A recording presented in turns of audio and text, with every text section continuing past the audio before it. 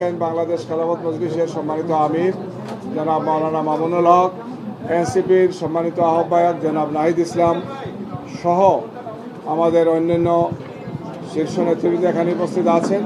এ পর্যায়ে আপনাদের সামনে বক্তব্য রাখছেন বাংলাদেশ জামাত ইসলামের সম্মানিত আমির ডাক্তার শফিকুর রহমান। আসসালামু আলাইকুম ওয়া রাহমাতুল্লাহ। সবাইকে মধ্যরাতের শুভেচ্ছা। কেমন আছেন সবাই? আলহামদুলিল্লাহ। আমরা আপনাদের মাধ্যমে প্রিয় দেশবাসীকে প্রথমে ধন্যবাদ জানাই যে দীর্ঘদিন পরে দেশের মানুষ দুইটা নির্বাচনে একই দিনে অংশগ্রহণ করেছে, একটি গণভোট আর একটা সরকার গঠনের জন্য ভোট। তা আমরা যতদূর জানতে পেরেছি, সংস্কারের জন্য যে গণভোট ছিল সেই গণভোটের পক্ষে হা ভোট বেশি পড়েছে। এই জন্য আমরা দেশবাসীকে আন্তরিক মোবারকবাদ জানাই। যদিও অফিসিয়ালি এটা ডিক্লেয়ার করা হয় নাই, শেষ পর্যন্ত কি হয় সেটা আমরা দেখার অপেক্ষায় আছি।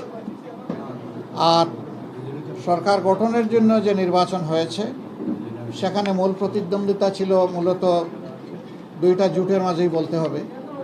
আমরা অংশগ্রহণ করেছি। নির্বাচনের প্রক্রিয়া যখন শুরু হয়েছে তখন থেকে শুরু করে আমরা আমাদের কার্যক্রম চালিয়েছি। আমাদের যারা প্রতিদ্বন্দ্বী ছিলেন তারা তাদের কার্যক্রম চালিয়েছে।